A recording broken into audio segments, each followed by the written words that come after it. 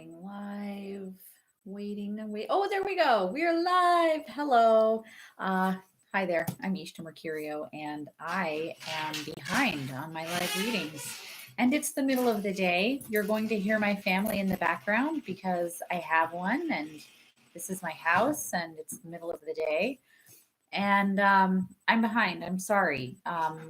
Last night, things were just too crazy. My kids needed help with a bunch of school stuff. The night before that, bandwidth, and the night before that was the same thing with the bandwidth situation. And by the time everybody was done with bandwidth, it was like 12:30 in the morning. I was going to sit here and read live at 12:30 in the morning. So we're live now, and I'm going to read chapter 4 now, and I'm going to read chapter 5 tonight, and I'm going to read a couple chapters a day, probably a chapter in the late afternoon, early evening, and then another chapter late at night for the next few days so that we can catch up. And then we'll be back to, hopefully, fingers crossed, nightly readings. I'm in my pajamas still. My kitchen floor is covered in Lego because one of my children was building a diorama out of Lego earlier today for a school assignment before they took a break for the Easter weekend. And it's just been that kind of a day. So here we are with chapter 4 of Bleak House, written by Charles Dickens. This chapter is called Telescopic Philanthropy. We passed the night, Mr. Kennish told us when we arrived in his room, at Mrs. Jellyby's.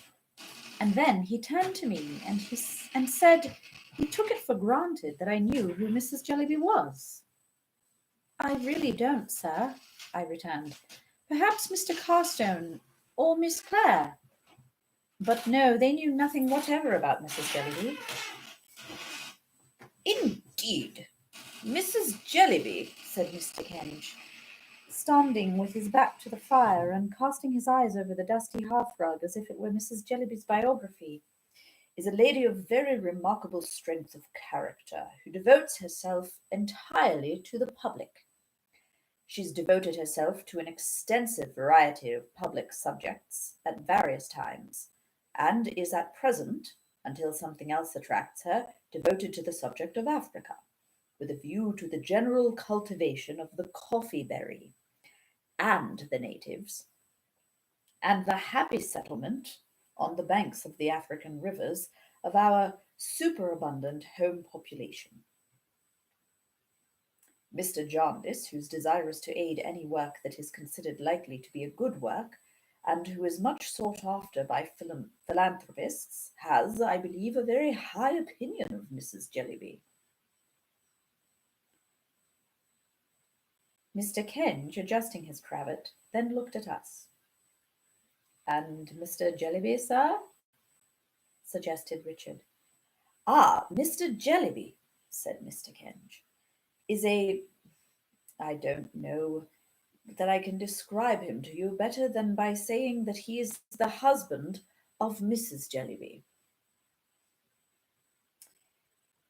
A non-entity, sir, said Richard with a droll look. I need to adjust this a bit. There we go. That's better. I have to say, I'm not a fan of this colonization project. Ugh. Anyway, I am a fan of coffee, but I am not a fan of this colonization project. I don't say that. Okay, so Richard just said that Mr. Jellyby was a non-entity. I don't say that, returned Mr. Kennish gravely. I can't say that, indeed, for I know nothing whatever of Mr. Jellyby. I never, to my knowledge, had the pleasure of seeing Mr. Jellyby. He may be a very superior man, but he is, so to speak, merged in the more shining qualities of his wife. Mr. Kennish proceeded to tell us that as the road to Bleak House would have been very long, dark, and tedious, on such an evening as we had been travelling already, Mr. Jaundice had himself proposed this arrangement.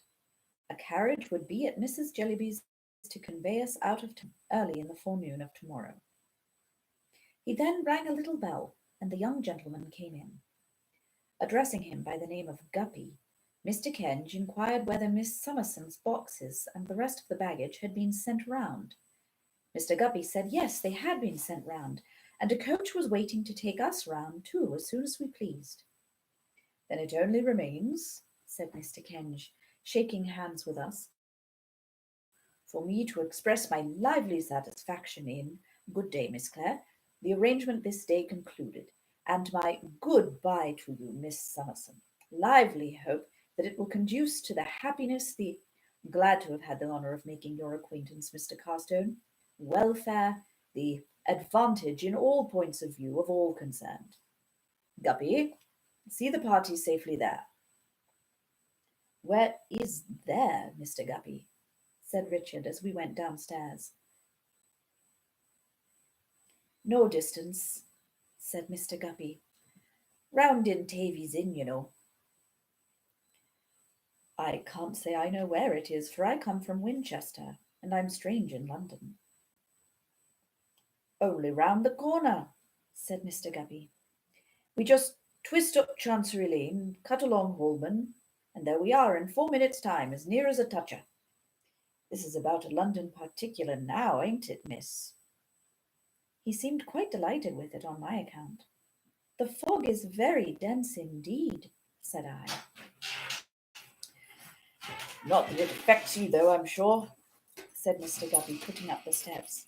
On the contrary, it seems to do you good, miss, judging from your appearance. I knew he meant well in paying me this compliment, so I laughed at myself for blushing at it when he had shut the door and got upon the box. And we all three laughed and chatted about our inexperience and the strangeness of London, until we turned up under an archway to our destination, a narrow street of high houses, like an oblong cistern to hold the fog. There was a confused little crowd of people, principally children, gathered about the house at which we stopped, which had a tarnished brass plate on the door, with the inscription Jellyby. Don't be frightened, said Mr. Guppy, looking in at the coach window. One of the young Jellybys been and got his head through the area railings. Oh, poor child, said I. Let me out, if you please. Pray be careful of yourself, miss. The young Jellybys are always up to something, said Mr. Guppy. I made my way to the poor child, who was one of the dirtiest little unfortunates I ever saw, and found very hot and frightened and crying loudly, fixed by the neck between two iron railings, while a milkman and a beadle, with the kindest intentions possible, were endeavouring to drag him back by the legs under a general impression that his skull was compressible by those means. As I found, after pacifying him, that he was a little boy with a naturally large head, I thought that perhaps where his head could go, his body could follow, and mentioned that the best mode of extrication might be to push him forward. This was so favourably received by the milkman and beadle that he would immediately have been pushed into the area if I'd not held his pinafore, while Richard and Mr. Guppy ran down through the kitchen to catch him when he should be released. At last he was happily got down without any accident, and then he began to beat Mr. Guppy with a hoop stick in quite a frantic manner. Nobody had appeared belonging to the house, except a person in pattens, who'd been poking at the child from below with a broom. I don't know with what object, and I don't think she did. I therefore supposed that Mrs. Jellyby was not at home, and was quite surprised when the person appeared in the passage without the pattens, and going up to the back room on the first floor, before Ada and me, announced us as "Them two young ladies, Mrs. Jellyby." We passed several more children on the way up, whom it was difficult to avoid treading on in the dark, and as we came into Mrs. Jellyby's presence, one of the poor little things fell downstairs, down a whole flight, as it sounded to me, with a great noise. Mrs. Jellyby, whose face reflected none of the uneasiness with which we could not help showing in our own faces, as the dear child's head recorded its passage with a bump on every stair. Richard afterwards said he counted 7, besides one for the landing, received us with perfect equanimity. She was a pretty, very diminutive, plump woman of from 40 to 50, with handsome eyes, though they had a curious habit of seeming to look a long way off, as if, I'm quoting Richard again, they could see nothing nearer than Africa. I am very glad indeed, said Mrs. Jellyby in an agreeable voice, to have the pleasure of receiving you. I have a great respect for Mr. Jaundice, and no one in whom he is interested can be an object of indifference to me. We expressed our acknowledgments, and sat down behind the door, where there was a lame invalid of a sofa. Mrs. Jellyby had very good hair, but was too much occupied with her African duties to brush it. The shawl in which she had been loosely muffled dropped onto her chair when she advanced to us, and as she turned to resume her seat, we could not help noticing that her dress didn't nearly meet up the back, and that the open space was railed across with a lattice work of stay lace, like a summer house. The room, which was strewn with papers and nearly filled by a great writing table covered with similar litter, was, I must say, not only very untidy, but very dirty. We were obliged to take notice of that with our sense of sight, even while, with our sense of hearing, we followed the poor child who had tumbled downstairs, I think into the back kitchen, where somebody seemed to stifle him. But what principally struck us was a jaded and unhealthy-looking, though by no means plain, girl at the writing table, who sat biting the feather of her pen and staring at us. I suppose nobody ever was in such a state of ink, and from her tumbled hair to her pretty feet, which were disfigured with frayed and broken satin slippers trodden down at heel, she really seemed to have no article of dress upon her, from a pin upwards, that was in its proper condition or its right place. You find me, my dears, said Mrs. Jellyby, snuffing the 2 great office candles in the tin candlesticks, which made the room taste strongly of hot tallow. The fire had gone out, and there was nothing in the grate but ashes, a bundle of wood, and a poker. You find me, my dears, as usual, very busy, but that you will excuse. The African project at present employs my whole time. It involves me in correspondence with public bodies and with private individuals anxious for the welfare of their species all over the country. I am happy to say it is advancing. We hope, by this time next year, to have from 150 to 200 healthy families cultivating coffee and educating the natives of Boreo-Bulaga on the left bank of the Niger. As Ada said nothing, but looked at me, I said it must be very gratifying. It is gratifying, said Mrs. Jellyby. It involves the devotion of all my own energies, such as they are. But that is nothing, so that it succeeds, and I am more confident of success every day. Do you know, Miss Summerson, I almost wonder that you never turned your thoughts to Africa. This application of the subject was really so unexpected to me that I was quite at a loss how to receive it. I hinted that the climate, the finest climate in the world, said Mrs. Jellyby. Indeed, ma'am. Certainly, with precaution, said Mrs. Jellyby. You may go into Holborn without precaution and be run over. You may go into Holborn with precaution and never be run over. Just so with Africa. I said, no doubt. I meant as to Holborn. If you would like, said Mrs. Jellyby, putting a number of papers towards us, to look over some remarks on that head, and on the general subject, which have been extensively circulated, while I finish a letter I am now dictating to my eldest daughter, who is my amanuensis. The girl at the table left off biting her pen and made a return to our recognition, which was half bashful and half sulky. I shall then have finished for the present, proceeded Mrs. Jellyby with a sweet smile, though my work is never done. Where are you, Caddy? Presents her compliments to Mr. Swallow and begs, said Caddy. And begs, said Mrs. Jellyby, dictating, to inform him in reference to his letter of inquiry on the African project. No, Peepy, not on any account. Peepy, so self-named, was the unfortunate child who had fallen downstairs, who now interrupted the correspondence by presenting himself, with a strip of plaster on his forehead, to exhibit his wounded knees, in which Ada and I did not know which to pity most, the bruises or the dirt. Mrs. Jellyby merely added, with the serene composure with which she said everything, Go along, you naughty Peepy, and fixed her fine eyes on Africa again. However, as she at once proceeded with her dictation, and as I interrupted nothing by doing it, I ventured quietly to stop poor Peepy as he was going out, and to take him up to nurse. He looked very much astonished at it, and at Ada's kissing him, but soon fell fast asleep in my arms, sobbing at longer and longer intervals, until he was quiet.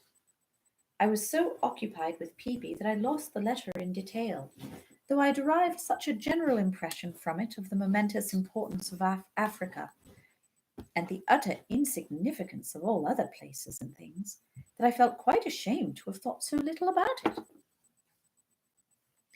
6 o'clock, said Mrs. Jellyby, and our dinner hour is nominally, for we dine at all hours, 5. Caddy, show Miss Clare and Miss Summerson their rooms. You will like to make some change, perhaps? You will excuse me, I know, being so much occupied. Oh, that very bad child. Pray put him down, Miss Summerson. I beg permission.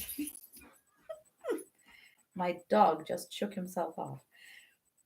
Sorry. I begged permission to retain him, truly saying that he was not at all troublesome, and carried him upstairs and laid him on my bed. Ada and I had 2 upper rooms with a door of communication between. They were excessively bare and disorderly, and the curtain to my window was fastened up with a fork. You would like some hot water, wouldn't you? Said Miss Jellyby, looking round for a jug with a handle to it, but looking in vain. If it is not being troublesome, said we. Oh, it's not the trouble, returned Miss Jellyby. The question is if there is any. The evening was so very cold, and the rooms had such a marshy smell, that I must confess it was a little miserable, and Ada was half crying. We soon laughed, however, and were busily unpacking, when Miss Jellyby came back to say that she was sorry there was no hot water, but they couldn't find the kettle, and the boiler was out of order. We begged her not to mention it, and made all the haste we could to get down to the fire again. But all the little children had come up to the landing outside to look at the phenomenon of Peepy lying on my bed, and our attention was distracted by the constant apparition of noses and fingers in situation danger between the hinges of the doors. It was impossible to shut the door of either room, for my lock, with no knob to it, looked as if it wanted to be wound up. The handle of Ada's went round and round with the greatest smoothness. It was attended with no effect whatever on the door. Therefore, I proposed to the children that they should come in and be very good at my table, and I would tell them the story of Little Red Riding Hood while I dressed, which they did, and were quiet as mice, including Peepy, who awoke opportunely before the appearance of the wolf. When we went downstairs, we found a mug with "A present from Tunbridge Wells" on it, lighted up in the staircase window with a floating wick, and a young woman with a swelled face bound up in a flannel bandage, blowing the fire of the drawing-room, now connected by an open door with Mrs. Jellyby's room, and choking dreadfully. It smoked to that degree, in short, that we all sat coughing and crying, with the windows open, for half an hour, during which Mrs. Jellyby, with the same sweetness of temper, directed letters about Africa. Her being so employed was, I must say, a great relief to me. For Richard told us that he'd washed his hands in a pie dish, and that they'd found the kettle on his dressing table, and he made Ada laugh so that they made me laugh in the most ridiculous manner. Soon after 7 o'clock we went down to dinner. Carefully by Mrs. Jellyby's advice. For the stair carpets, besides being very deficient in stair wires, were so torn as to be absolute traps. We had a fine codfish, a piece of roast beef, a dish of cutlets, and a pudding.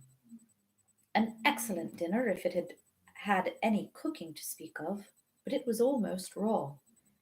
The young woman with the flannel bandage waited and dropped everything on the table wherever it happened to go, and never moved it again until she put it on the stairs.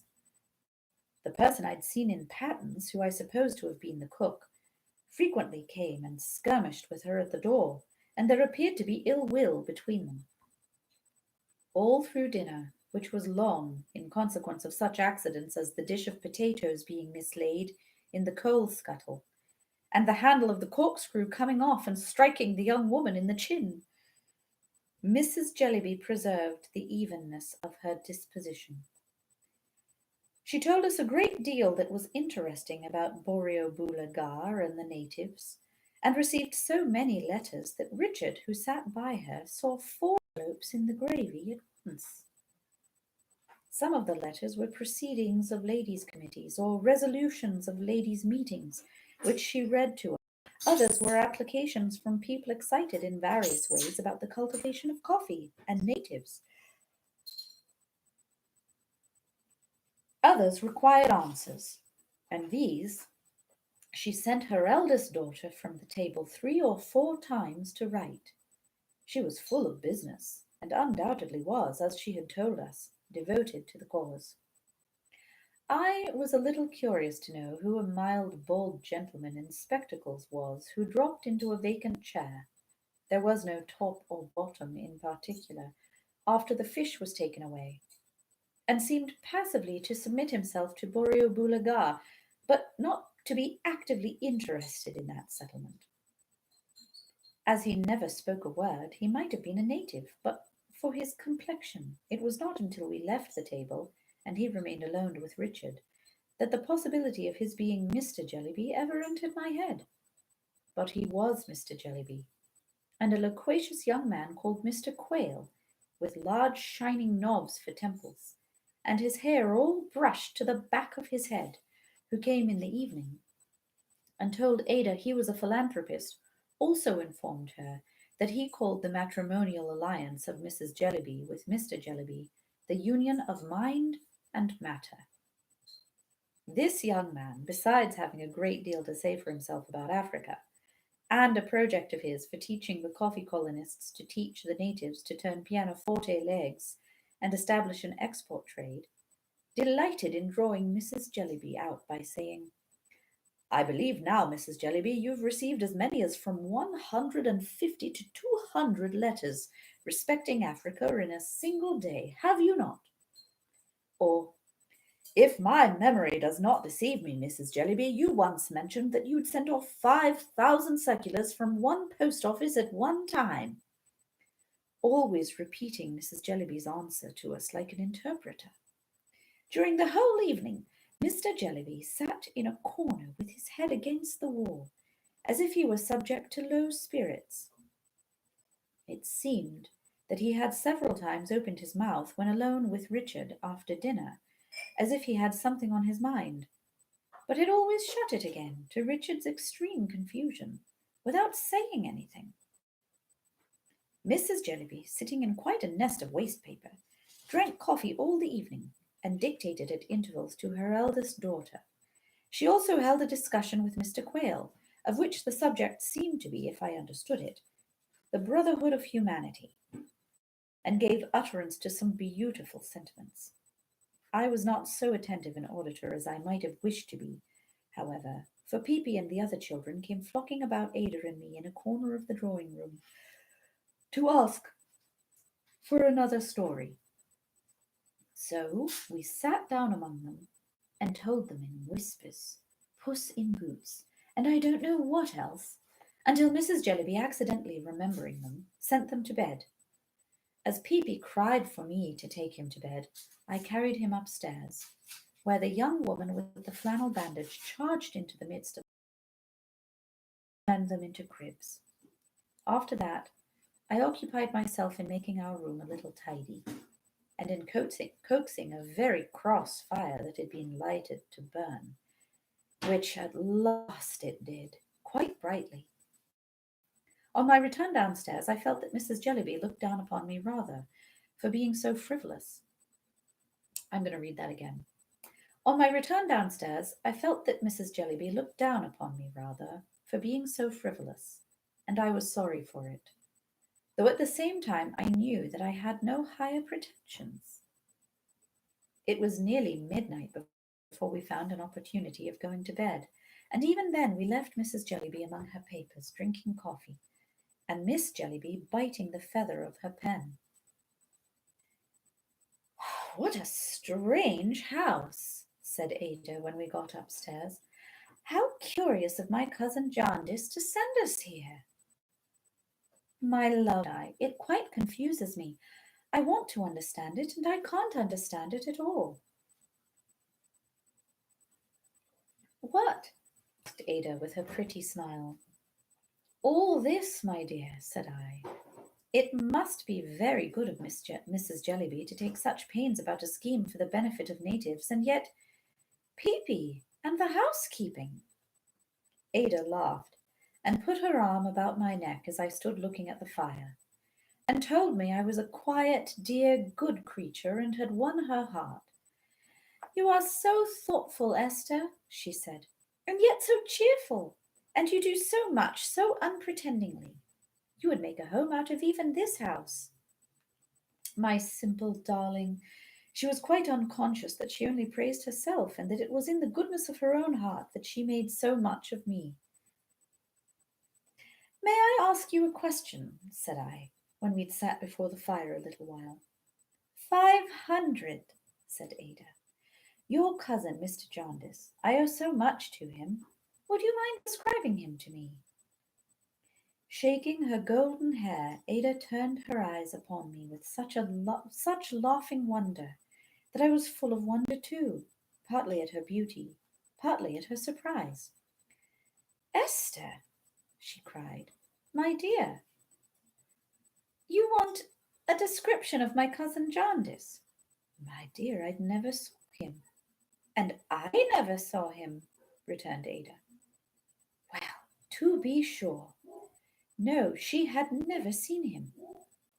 Young as she was when her mamma died, she remembered how the tears would come into her eyes when she spoke of him, and of the noble generosity of his character, which she'd said was to be trusted above all earthly things. And Ada trusted it. Her cousin Jaundice had written to her a few months ago. "A plain, honest letter," Ada said, proposing the arrangement we were now to enter on, and telling her that in time it might heal some of the wounds made by the miserable Chancery suit. She had replied, gratefully accepting his proposal. Richard had received a similar letter and had made a similar response. He had seen Mr. Jaundice once, but only once, 5 years ago, at Winchester School. He had told Ada when they were leaning on the screen before the fire where I found them, that he recollected him as a bluff, rosy fellow. This was the utmost description Ada could give me. It set me thinking so that when Ada was asleep, I still remained before the fire, wondering and wondering about Bleak House, and wondering that yesterday morning should seem so long ago. I don't know where my thoughts had wandered when they were recalled by a tap at the door. I opened it softly and found Miss Jellyby shivering there with a broken candle candlestick in one hand and an egg cup in the other. "Good night," she said very sulkily. "Good night," said I. "May I come in?" she shortly and unexpectedly asked me in the same sulky way. "Certainly," said I. "Don't wake Miss Clare." She would not sit down, but stood by the fire, dipping her inky middle finger in the egg cup, which contained vinegar, and smearing it over the ink stains on her face, frowning the whole time and looking very gloomy. "I wish Africa was dead," she said on a sudden. I was going to remonstrate. "I do," she said. "Don't talk to me, Miss Summerson. I hate it and detest it. It's a beast." I told her she was tired, and I was sorry. I put my hand upon her head and touched her forehead, and said it was hot now, but would be cool tomorrow. She still stood, pouting and frowning at me, but presently put down her egg cup and turned softly towards the bed where Ada lay. "She is very pretty," she said, with the same knitted brow and in the same uncivil manner. I assented with a smile. "An orphan, ain't she?" "Yes." "But knows a quantity, I suppose? Can dance and play music and sing? She can talk French, I suppose, and do geography and globes and needlework and everything?" "No doubt. Anything hardly except write. I'm always writing for Ma. I wonder you two were not ashamed of yourselves to come in this afternoon and see me able to do nothing else. It was like your ill nature, yet you think yourselves very fine, I dare say." I could see that the poor girl was near crying, and I resumed my chair without speaking, and looked at her, I hope, as mildly as I felt towards her. "It's disgraceful," she said. "You know it is. The whole house is disgraceful. The children are disgraceful. I'm disgraceful. Pa's miserable, and no wonder. Priscilla drinks. She's always drinking. It's a great shame and a great story of you if you say you didn't smell her today. It was as bad as a public house waiting at dinner. You know it was." "My dear, I don't know it," said I. "You do," she said very shortly. "You shan't say you don't. You do." "Oh, my dear," said I, "if you won't let me speak—" "You're speaking now. You know you are. Don't tell stories, Miss Summerson."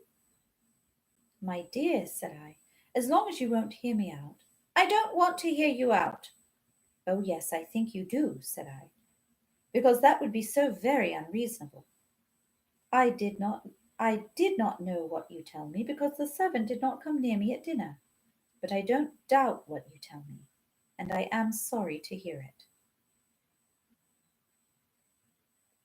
"You needn't make a merit of that," said she. "No, my dear," said I, "that would be very foolish." She was still standing by the bed, and now stooped down, but still with the same discontented face, and kissed Ada. That done, she came softly back, and stood by the side of my chair. Her bosom was heaving in a distressful manner that I greatly pitied, but I thought it better not to speak. "I wish I was dead," she broke out. "I wish we were all dead. It would be a great deal better for us." In a moment afterwards she knelt on the ground at my side, hid her face in my dress, passionately begged— Oh, my goodness. You know, we've been cleaning the house, and I've been sneezing a lot because there's dust everywhere because we're kicking it all up. And every time I sneeze, I think, I went to the grocery store. Was I exposed? It's awful. Anyway, it's just dust. But still. At least I caught it in my elbow. Okay, where were we? In a moment afterwards, she knelt on the ground at my side, hid her face in my dress, passionately begged my pardon, and wept.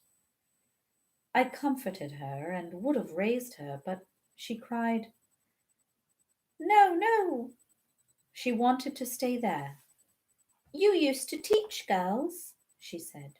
"If you could only have taught me, I could have learnt from you. I'm so very miserable, and I like you so much." I could not persuade her to sit by me or to do anything but move a ragged stool to where she was kneeling, and take that, and still hold my dress in the same manner. By degrees, the poor tired girl fell asleep, and then I contrived to raise her head so that it should rest on my lap, and to cover us both with shawls. The fire went out, and all night long she slumbered thus before the ashy grate. At first I was painfully awake, and vainly tried to amuse myself with my eyes closed among the scenes of the day. At length, by slow degrees, they became indistinct and mingled. I began to lose the identity of the sleeper resting on me.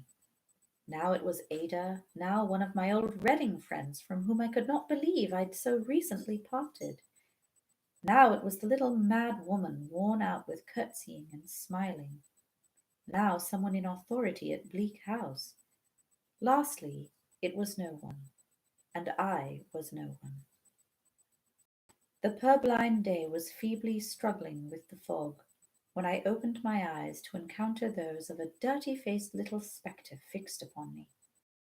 Peepy had scaled his crib and crept down in his bedgown and cap, and was so cold that his teeth were chattering as if he had cut them all. And that is the end of chapter 4. And I'm going to mark the beginning of chapter 5. And I will see you tonight.